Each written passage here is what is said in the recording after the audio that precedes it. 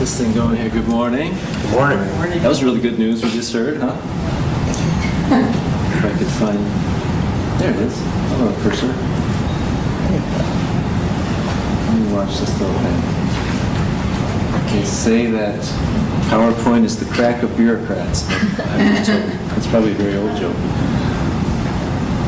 And the problem is I don't remember how to launch it. How do I launch it? I'll leave it like that. Yeah, good. I can just forward it like that. Center, yeah. These are actually slides. They should have come with a little moniker that says "Slides by Steve," because Steve Piasecki from the network actually put these together for Shinny and lent them to me. All I essentially did was add the HHAP amount. How many of you are familiar with HHAP, the Homeless Housing and Assistance Program? Okay, how many of you have developed projects with it, if I could ask that? Okay, and how many of you are potentially interested in coming in this year? I see some other kids. Very good. Good. So, so I have a mixed crowd, which is great because I know how to focus my comments, and I better get going because. Everybody here? Yes. Am I too loud? No, I'm not loud enough. All right, then I will try to speak close to the mic. Okay, the Homeless Housing Assistance Program is housed in OTDA. It has traditionally been a $30 million annual program. It's a capital program. I will describe that in more detail. I put these slides, the pictures up first. Thank you, Steve.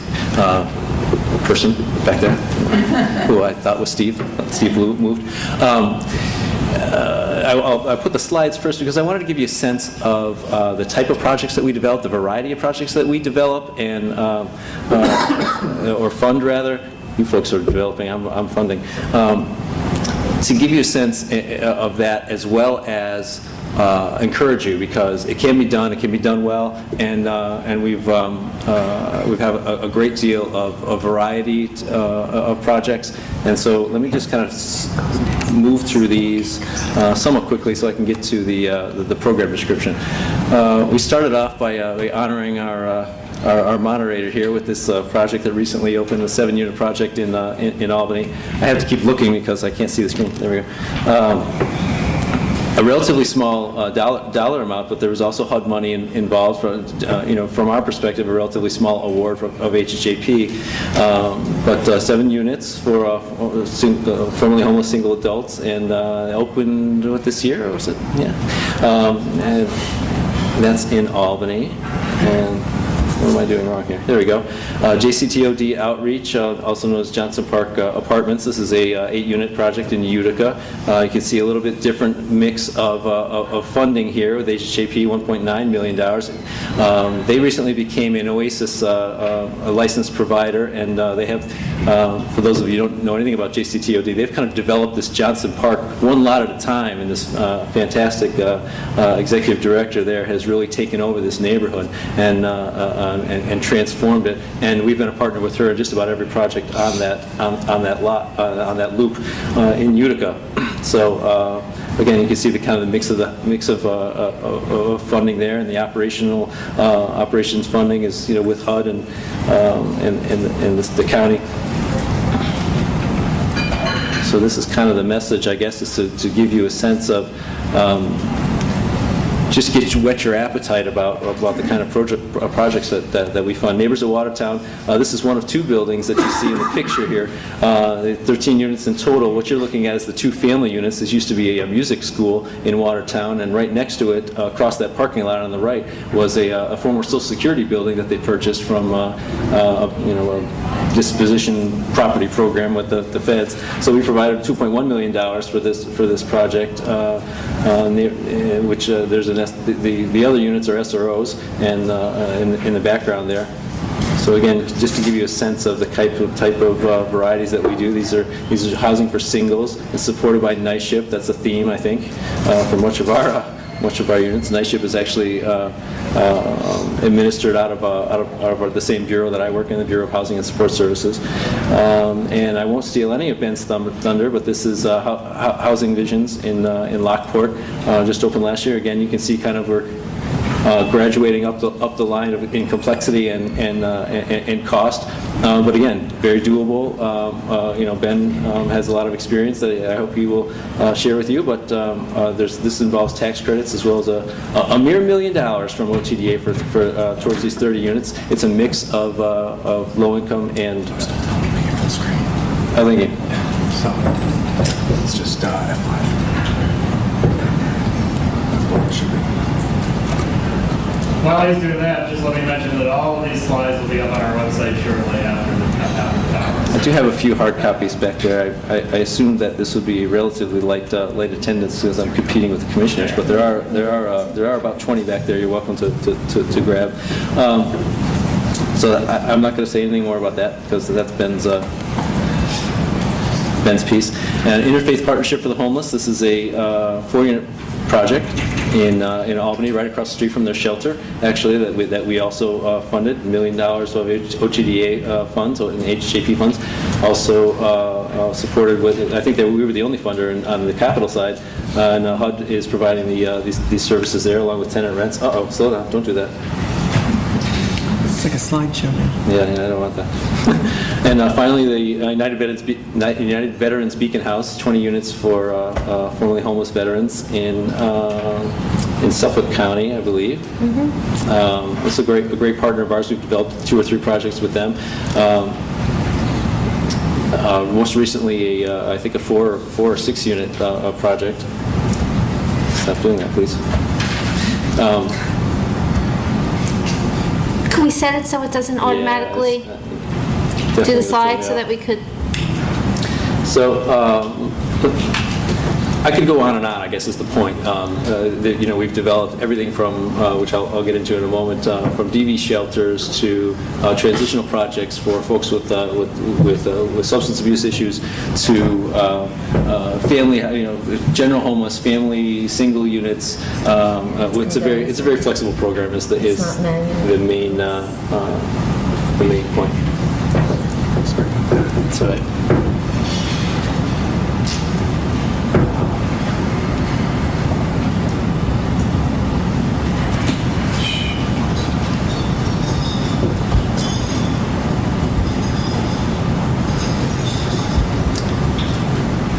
So here's the official definition, anyway, of what our program provides: capital grants and loans, primarily to not-for-profit organizations to rehabilitate, acquire, construct housing for those who are homeless or at risk of homelessness.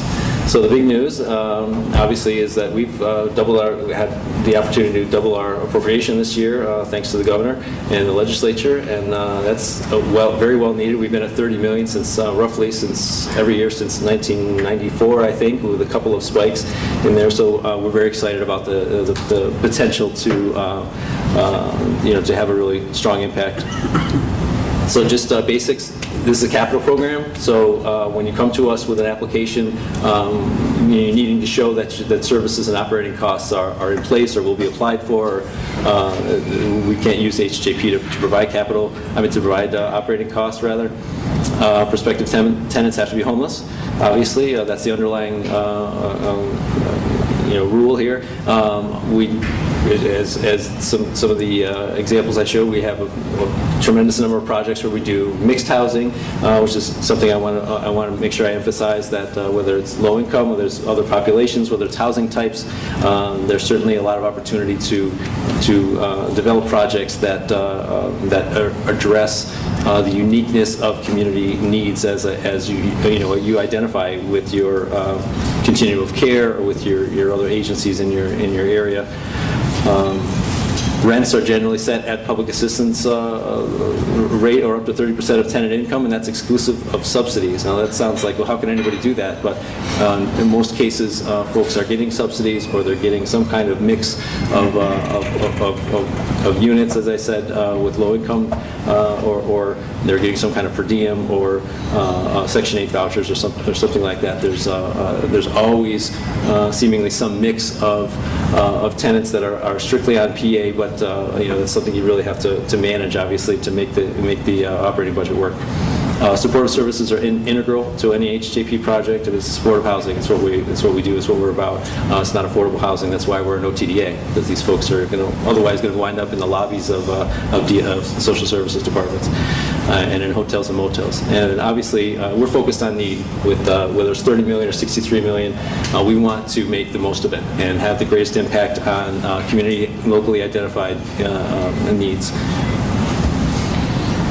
So what kind of housing do we build? As I alluded to, just about everything you can imagine under the umbrella of homeless housing. Permanent, transitional, emergency SROs, DV shelters.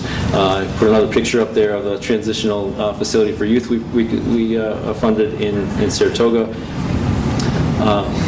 And any combination thereof that makes sense. Just to give you a sense of the different populations that we have, this is awarded, this isn't operational, which is a little bit different. We have 360 projects across the state in just about every county. I think we're shy of 3 or 4 counties. The chart would look a little bit different, but this is everything we've awarded, some of which is off of contract. You can see that, again, just about every population you can imagine, although the biggest you would notice is a mixed population of 37%. But whether it's substance abuse or domestic violence or mental illness, reentry, everything that you can imagine, and many mixed projects as well. These are all the typical things that we pay for, essentially anything you need on the capital side to get a project up and running, including on a limited basis some startup and reserves. And let me talk about this stuff here. Okay, so we're up and running now. We finally got the RFP released for this year. It was released on the 30th, last Friday, and we're beginning to accept applications on June 30th. Now, that doesn't mean it's due June 30th. We have an open RFP that we accept applications on an ongoing basis, essentially until the funding runs out. That gets decided at, we are governed by a board. We're a public benefit corporation, so have to wait until the board meeting to award those, and then whatever funding remains after these board meetings, then we continue to accept applications. So there's the website. We have a questions and answers process that we would encourage you to look at the kind of frequently asked questions that are already up there. You can submit those in writing to me by email, and we'll keep updating those questions and answers. There's a concept paper process where you don't have to fill out one of our gigantic applications in order to be considered. We would highly encourage you to develop a concept paper, submit it to us. We'll review it, meet with you, or have a conversation with you on the phone, give you some feedback, walk you through what our expectations are, to give you feedback before you develop a whole application. And the webcast, we are actually going to record ourselves talking about our RFP, and hopefully I'll be more entertaining than I'm being today, about how it is to put an application together, what the changes are in the RFP from last year to this year, and that's going to be next Tuesday. It's going to be recorded, so you don't have to attend or watch on Tuesday. In fact, you can't attend, but you can watch. But we're going to record it, post it on our website, so you can refer back to it at a future date. And the PowerPoint will be up there as well, so you can take a look at those slides. And I think I talked about the remaining pieces of that. So if I haven't touched on any of these, I want to make sure I did. Really, what we try to do is focus on scale, what's appropriate to your community, and we're a flexible tool to do that. I mean, we've paid for an entirety of a project. We've been a tiny portion. We've certainly done projects in rural communities, in suburban, in urban areas. We're also part of a number of very large projects here in New York. We've been everything from 315-unit Housing and Services Inc.'s Prince George, or I can't remember the name of that project, all the way to a 2-unit project in Albany, where the entity that was we funded had a number of other projects in the area that made it doable to have a 2-unit project and have that economy of scale. The next piece is that partnerships are so important. You may think as yourself as an agency, oh, we're a great developer, but we don't know what we're doing with services, or we're a service provider and we want to break into. And those partnerships don't necessarily have to be with other agencies. They can be with, with consultants, with, management agents, with services providers, with for-profit development partners. I would encourage you to take a look around at what's happening, in terms of other projects, and we have our annual reports up on that same website, so you can take a look at what we funded in the past. Certainly be involved with your continuum of care if you are not already. That's a critical piece from our perspective to identify that need, that locally identified community need, and help shape kind of priorities so that we're addressing the most urgent needs and using our funding in the most effective means possible. Also, mixing state and federal and local dollars, whether it's on the operating side or the capital side, is certainly a very important piece of any successful project. I mean, if you view HHAP as well, we'll just apply for HHAP. I mean, obviously we have leveraging points. It's not going to kill your project, but it can certainly be much more fruitful to engage other funding sources in collaboration with us. We talked about the RFP, and I just want to encourage you to reach out, to each other and to Shinny and to other providers and to us at HHAP, because we're helpful. I mean, I've met with Catholic Charities on concept papers, and with Ben. I haven't had the pleasure of dealing with options in the development side in recent years, but we have a number of projects with them as well. So we have a lot of in-house experience and of other projects and communities around the state. So we'd be happy to discuss with you, what your concept is and try to give you some pointers. And as I said before, it can be done well, and there's a lot of partners out there that are willing to help you to bring it along. All right.